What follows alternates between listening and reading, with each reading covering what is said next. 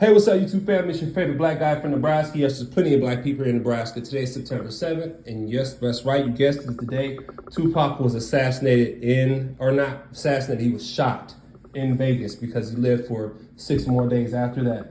I have plenty of videos on Tupac Shakur. Go through my video archives on YouTube and check out all the content that I have on Tupac Shakur. Is a lot. On the 13th, I will probably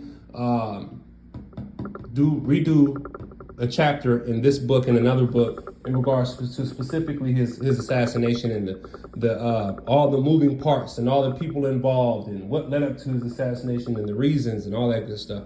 I'm going to do that. But today we're going to focus on his time on Deathrow Records. We're going to talk about Deathrow Records and what type of company it was. And was Deathrow Records a U.S. intelligence company? Was it a part of the government, since it had police officers and informants and gangster informants and killers all throughout the record company?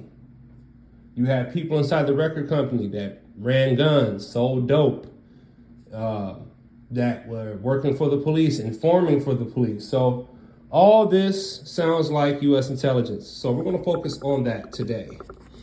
And this book is great. It's amazing. You should get it.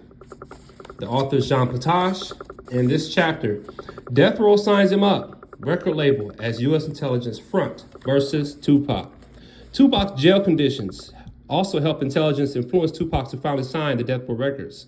Deathrow made several overtures to Tupac to sign with them, but he refused from 93 to 95. Deathrow paid Tupac $200,000 for one song, and Deathrow owners regularly traveled from Los Angeles to visit Tupac in the upstate New York prison where he was being held. Tupac manager Watani Tayahimba couldn't understand why Time Warner Interscope also pushed for Tupac to switch from Interscope to their Deathrow subsidiary as early as 93. So they've been trying to get him over there. Time Warner's aforementioned history of sharing leaders such as C.D. Jackson with U.S. intelligence, along with its 90s purchase of rap companies, support that it aided U.S. intelligence goals to manipulate Tupac and rap. And more information on that is in chapter 20. Tupac finally stopped rejecting Time Warner's request to sign with his subsidiary Deathrow. Tupac had spent 10 months in jail. The appeals court refused Tupac's $1.3 million bail offer for those many months that he waited for his appeal to go to trial. But within days of Tupac's September 1995 signing with Deathrow Records, the Court of Appeals accepted virtually the same bail offer and released Tupac. So what changed? That they would accept his appeal. Okay, after he signed with Deathrow Records, that's when they accept his appeal package. But before then, they weren't even trying to deal with him. So what does that tell you? Deathrow had a lot of strings. Deathrow claimed to solely provide the bail money at this time, though writers said Interscope and Time Warner actually did so. Few besides U.S. intelligence could influence the Court of Appeals. So, U.S. intelligence, was Deathrow Records a part of U.S. intelligence? It's looking like it's so. Because how else could you sway the Court of Appeals to finally accept that bail offer that Tupac was trying to give them even before he signed the Deathrow Records? Other findings further support the notion that Deathrow Records dueled as a front company for various U.S. intelligence operations.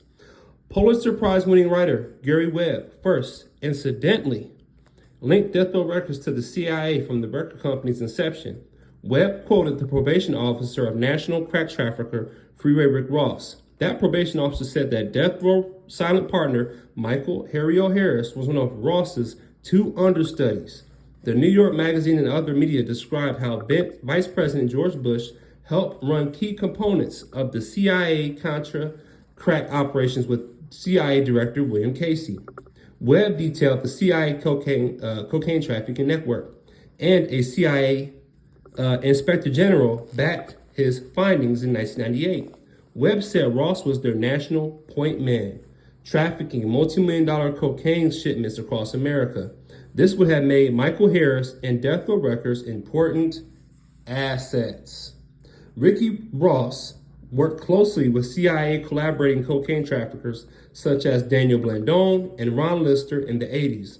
Also, at that time, Lister met regularly with former CIA Covert Operations Director Bill Nelson. Nelson had worked under George W. Bush at the CIA. Okay, you see all these things coming together. As vice president, Bush appeared to renew that relationship when researchers say he also oversaw the National Security Council, which supervises the CIA. This became the Iran-Contra crack scandal of the 80s that involved illegal arms sales to Iran, as well as drug trafficking profits to illegally provide funds to the Nicaraguan Contras. The Contras tried to overthrow the socialist Sandinistas that had usurped the Nicaraguan governance in 1979 from a U.S.-backed brutal dictator. Then won an '84 election. U.S. Congress held hearings investigating Reagan/Bush officials and CIA-linked associates indicted on drug trafficking, murder, and related charges. Some were convicted, but Bush pardoned many others as president from '88 to '82. Retired U.S. Navy Lieutenant Commander Al Martin, who worked in the Office of Naval Intelligence, blew the whistle of Iran-Contra. Martin detailed how Bush Sr. oversaw most of these operations before Bush Jr. nominated Iran-Contra co-conspirator Bill Gates to Secretary of Defense. A further note, Deathrow silent partner Michael Harris worked with Rick Ross in the CIA supply network on the West Coast, reflected a similar cocaine network on the East Coast, which affected Afeni Shakur's life. The primary owner of Deathrow Records was attorney David Kenner. Listen to this. He represented drug kingpin Harris. Kenner introduced Harris to Deathrow's managing partial owner Suge Knight. Kenner then created a shell company with oversight ownership to gain ultimate control. So David Kenner was the ultimate controller of Deathrow Records. Suge Knight was just the face. As previously detailed, a member of the crack-dealing East Coast network also appeared to do undercover work against the Shakur family. Ken Leg Saunders got close to Afeni Shakur and sabotaged her life by repeatedly pushing crack on her in the 80s. This bore a striking similarity to the way Kenner got close to Afeni's son Tupac and subsequently manipulated him to fulfill U.S. intelligence goals.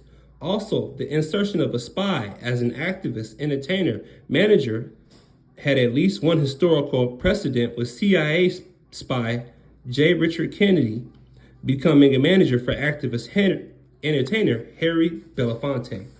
A white Los Angeles police whistleblower, Detective Russell Poole, provided the best evidence that Deathrow Records both produced rap albums and provided cover for U.S. intelligence operation, run by many working inside the record company.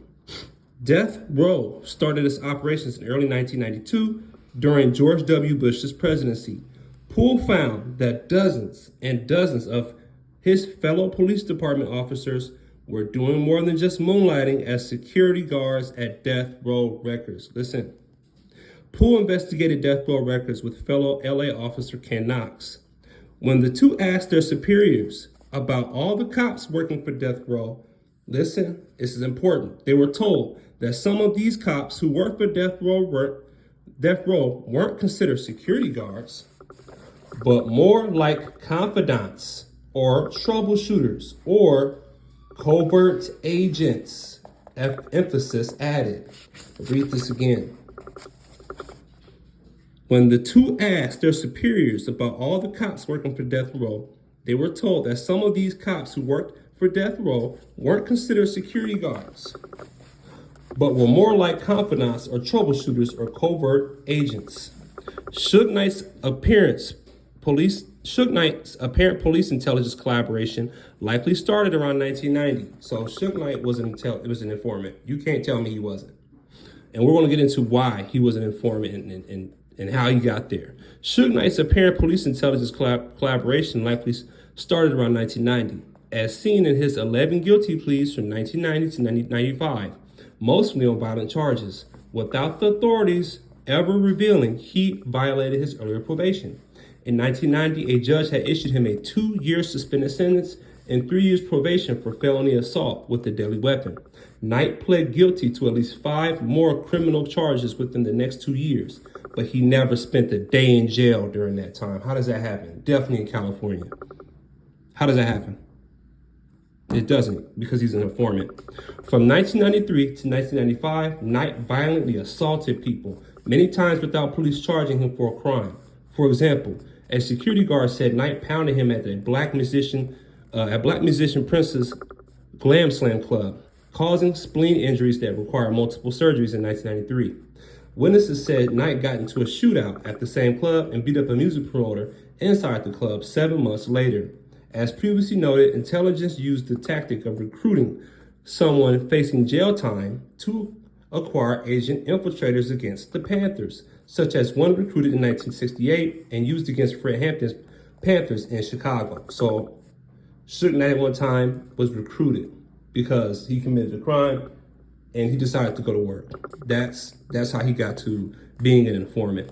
Some writers suggested that one California Assistant State's Attorney, Lawrence Longo, protected Knight after the Deathrow manager gave his daughter a recording contract. But interactions with any of the Longos only started in the middle of '95, whereas only one of Knight's 11 guilty pleas came after 1992.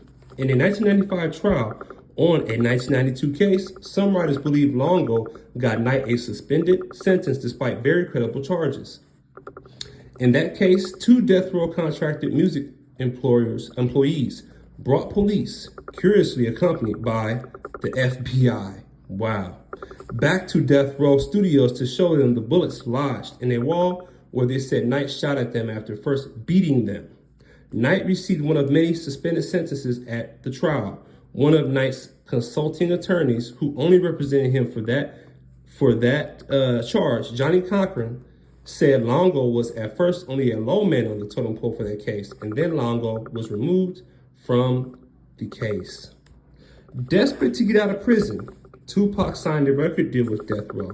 This led to a tearful parting with his manager, Watani Tayahimba.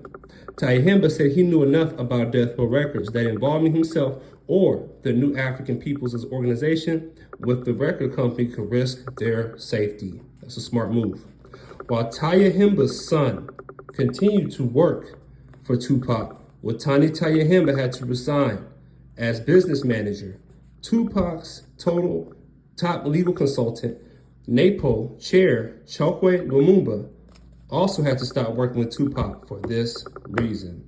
So all the people that was protecting Tupac beforehand, they had to leave because of how the record company was, what it was about, what they knew they were getting into some mess, so they said we can't deal with it. We can't do it.